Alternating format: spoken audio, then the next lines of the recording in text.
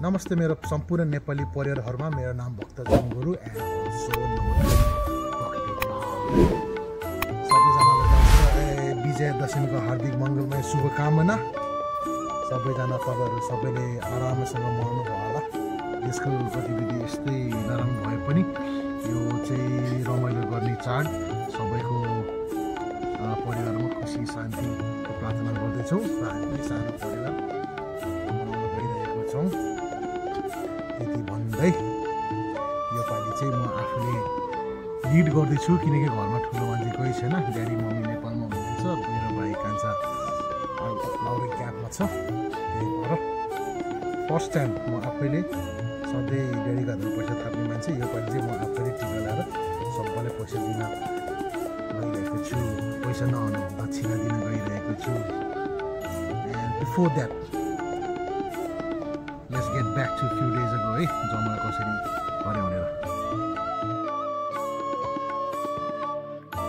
Day today 22 September आज यो चाहिँ जमरा है। अनि हामीले चाहिँ मजाले अस्ति पानीमा भिजाइसक्यो। ल यो चाहिँ हाम्रो डे 6 6 दिनमा डेन्जर उम्रेछ त है। र टिकामा लाउने बेलामा चाहिँ रेडी भइसक्यो। अहिले लाउन नि मिल्छ है, रेडी भइसक्यो। Nice one. यो 6 दिनमा यति राम्रो भइसक्यो। तर ओभरग्रो हुन दिन ननेलाई चाहिँ यसलाई छेक्नु पर्छ अरे। अब 3 दिनपछि चाहिँ टिका लाउने बेलामा यही हो जमरा हाम्रो। यो मान हिमाली के गर्दै हो? दसैँको तयारी हुँदैछ यहाँ टिकाको। जमरा हमारा अनि पार्टी हुन्छ क्या जमरा एन्ड पार्टी रेडी हुँदैछ। तर टिका चाहिँ हामी आज भरे लाउँछौँ। जस्ट मी माई वाइफ, छोरा स्कुल गएको छ, भाइ क्याम्पमा, मम्मी ड्याडी नेपालमा। जस्ट माइला भाइ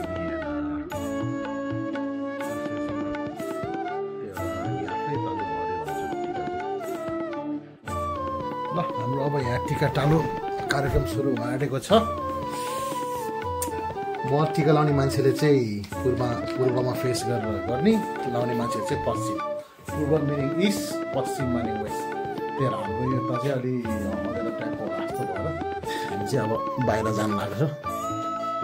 so the east is gonna face this way. अलि त्यहाँ मजाले लाइटिङहरू आउँछ।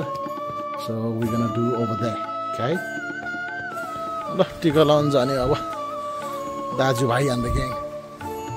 Happy Dashain all, happy Dashain. यहाँ लाउने अब हाम्रो आजको टिका। ल यो चाहिँ हाम्रो टिकाको सेटअप सुरु भइसक्यो। आफ्नै बारीमा रोपेको जमरा छ, तपाईँहरूले पनि रोप्नुभयो होला। ढोको खोल्दा अँध्यारो भयो यार, ढोको खोल्दा अलि उज्यालोमा लगाउन होइन। चरिररिररिरै चरिररिररिरै। ल ह्याप्पी दसैँ सबैजनालाई। अब चाहिँ हाम्रो टिकाको कार्यक्रम सुरु हुन आँटेको छ। दसैँको भाइ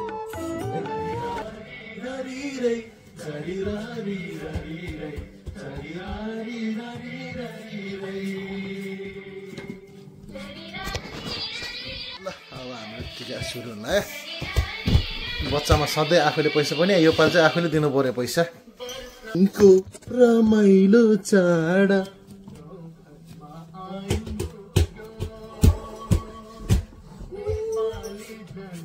सुरुमा चाहिँ टिका लाउने मान्छेले टिका लाउने है।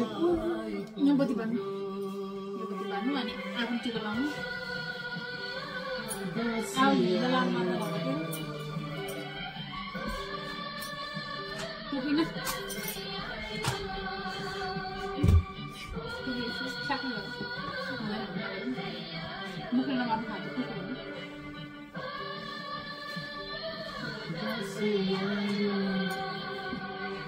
बसेको कसरी बस्नु फुल्यो फुल्यो बारीमा बसी बसी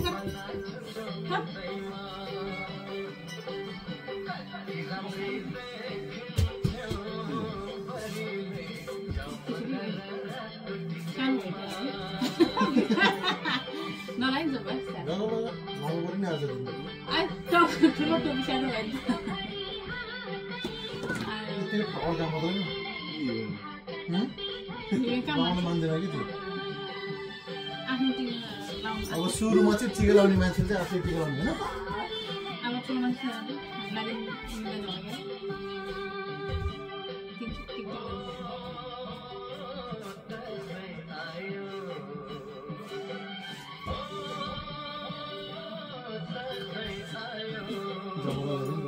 आफै लाउनु न त बानी लाग्यो कतिवटा हो होइन काम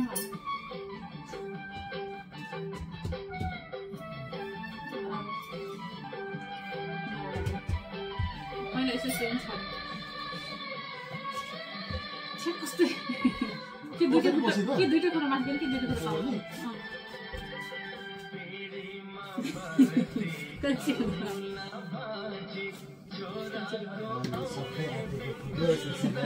नानी है यसरी एकदम त्यसरी दुःख गर्ने है कसो कस्तो यहाँ बिचमा हजुर यसरी ल सबै आफ्नो मनले आँटेको इच्छा गरेको सबै इच्छा पुगोस् कसैलाई पनि कसै भगवान पर्नु नपरोस् भन्दै गर्नु गुरुलाई मेरो आशीर्वाद यही हो टिचर लगाइदिनु न चिट्टी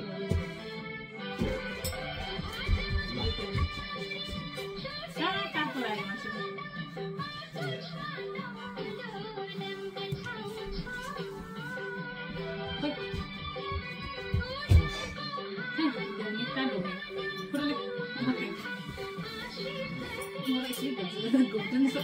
ढोग्ने होइन नि मैले मात्रै हो हिरालाई कसरी गर्दा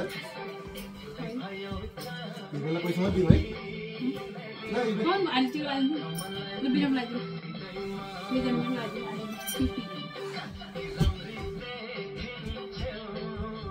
2082 साल होइन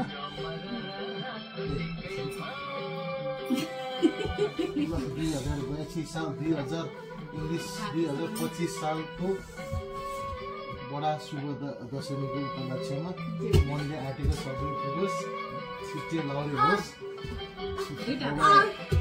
साथसाथै ट्रेनिङ सेनिङ गरेर लेफ्टेनेन्ट क्याप्टेन जर्नल होस् त्यही हो भाइको आशीर्वाद है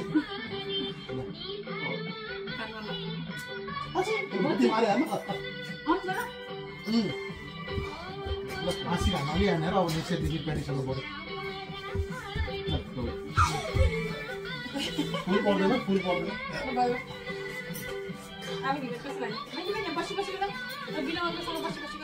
बस त यो लक्षसम्म ल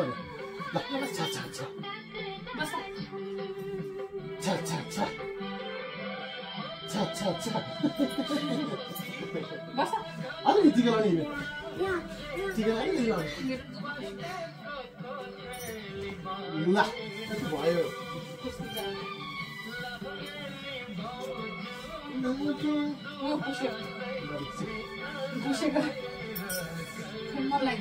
यसरी पुछेर लगाइदिनु अब एकपल्ट त मन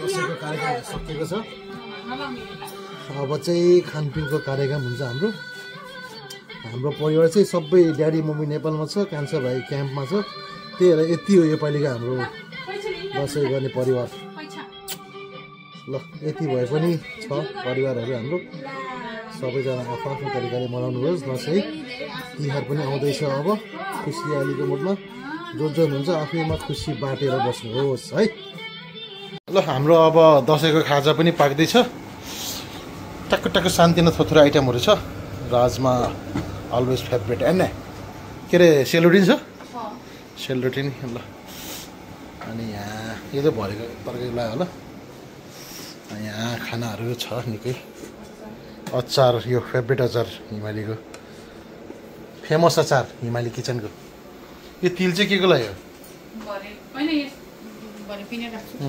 हामी चाहिँ अब टिका त्यहीँ सानो घरमा लाग्यो त्यही सानो घरमा खाने हो अब जहाँ टिका ल्यायो त्यहीँ खानु पऱ्यो नि ओइ जोडी माया छक्क परेर बस्यो यो नि उतै जाने होला नि अब ढोका खोलिदियो नि ल let's go and it they है। चाडपर्वको टाइममा चट्ट नाङ्लोमा हालेर खानुपर्छ कि ओरिजिनल नाङ्लोमा है। ओर्जी नाङ्लोमा परिकारहरू हालेर अनि खाना सुरु हुन्छ अब हाम्रो। ल हिमाली किचनले चाहिँ यहाँ रेडी गर्दैछ हाम्रो हिमाली घलेको थकाली स्टाइलको है। एक कुण्डाले पुग्छ ल। अब मुकबाङ सुरु हो नि त होइन। मुकबाङलाई मुकबाङ मुकबाङ